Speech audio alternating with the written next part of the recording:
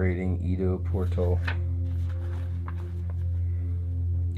Embodied truth, tribal intelligence, and the limits of modernity. Experience is the teacher that cannot imitate. The body knows before the mind explains. What survives does not argue. Concepts about ancestry, diet, and movement remain abstractions until the body is placed inside a living context. Watching videos, reading books, or adopting narratives about the Paleolithic past produce conviction without comprehension.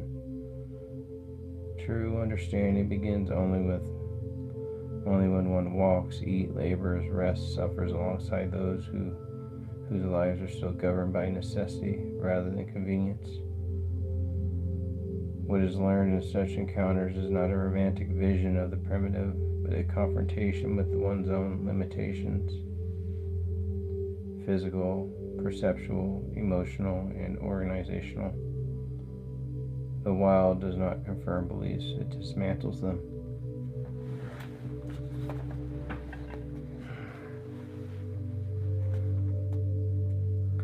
Fitness is always contextual. A body optimized by gyms, streets, and climate-controlled interiors dissolves rapidly in mud, jungle heat, and unpredictability. Likewise, bodies forged in wild terrain may appear unimpressive, but modern aesthetic standards yet express resilience, efficiency, and coordination that cannot be simulated indoors. Nobody is universally superior. Each environment reveals different strengths and exposes different fragilities. Intelligence lies not in maximal adaptation to one world, but to the capacity to transition between worlds without collapse. Harsh environments do not necessarily produce harsh lives. Once survival strategies are mastered, many tribal societies spend remarkably little time procuring food, and the majority of time in social interactions, play, ritual, and rest. Chronic stress, depression, and alienation are not inevitable consequences of simplicity. They are artifacts of disconnection.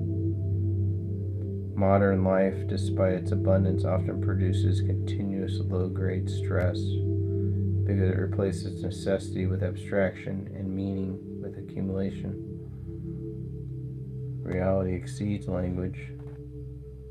Experiences that fall outside a culture's conceptual vocabulary cannot be shared, even when they are deeply transformative.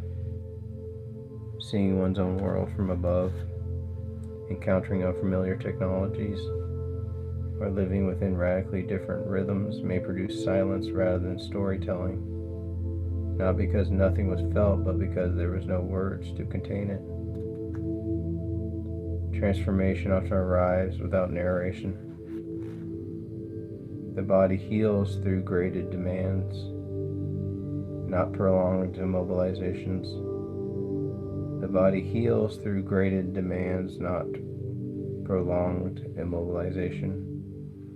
Bone, tissue, and nervous system respond to intelligent loading far faster than to massive protection. Rest without movement delays adaptation. Movement without awareness risks damage. Healing is not the absence of stress, but the presence of appropriate stimulus. Why modern systems often lack is trust in the organism's capacity to regulate itself when guided rather than restrained.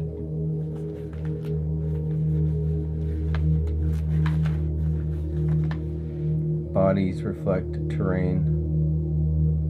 Feet shaped by logs, mud, and wet ground differ profoundly from feet shaped by concrete and shoes.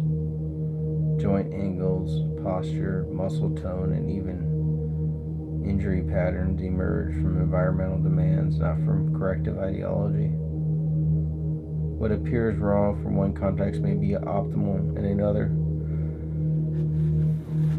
Technique divorces from environment becomes dogma. Human beings possess a rare capacity to radically reorganize themselves across lifetimes. One may live as a powerlifter, a soldier, a parent, or a nomad and still change. This plasticity is not limitless, but it is far greater than modern culture admits.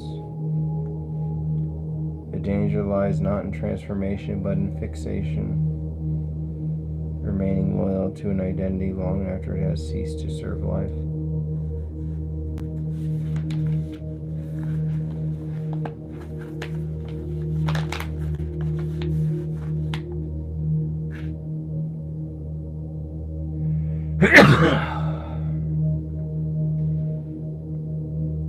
There are two fundamental strategies of performance.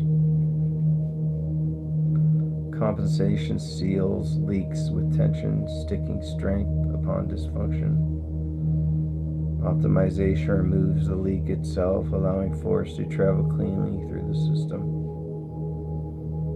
Compensation works quickly and impressively, but accumulates internal friction.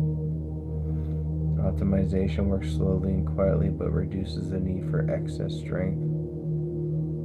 Wisdom lies in knowing when to employ each, and in refusing to confuse short-term performance with long-term integrity. True smoothness is not an aesthetic pursuit. It emerges as a side effect of efficient organization, reduced internal collision, and coherent sequencing. When smoothness is chased directly, it becomes theatrical and hollow. What appears chaotic or explosive in performance is often underwritten by deep internal order. No tool is magical. Ropes, kettlebells, sticks, and drills are containers that carry potential content, but only if applied with discernment. Romantic attachment to tools, systems, or historical myths replace inquiry with identity. High-tech tools often conceal low-tech humans. Low-tech tools demand high-tech nervous systems. Modern culture confuses appearance with capacity.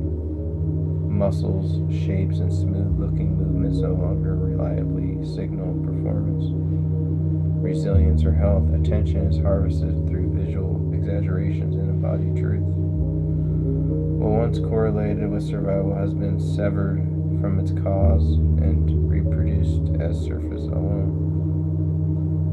Authentic practice lives at the edge of incompetence. What is already mastered does not educate. Progress emerges from sustained engagement with weakness, often quiet, boring, and invisible to others. The goal is not to look skilled, but to become capable. Specialized practices can enrich a life, but only when grounded in general capacity. When specialization replaces general movement intelligence fragility follows. The border, the base, the more safely one may narrow focus. Generalists survive transitions. Specialists dominate only within protective boundaries. A society obsessed with optimization of appearance, efficiency, and output slowly loses the organism at its center. Performance detached from self produces bodies that look powerful but cannot adapt. Minds that appear confident but fractured under uncertainty. The price of such illusion is paid not immediately, but eventually and always by the body. Truth does not announce itself through ideology, branding, or metrics. It reveals itself through contract and contact and fiction and friction and sustained presence. The body is not fooled by stories, only by neglect.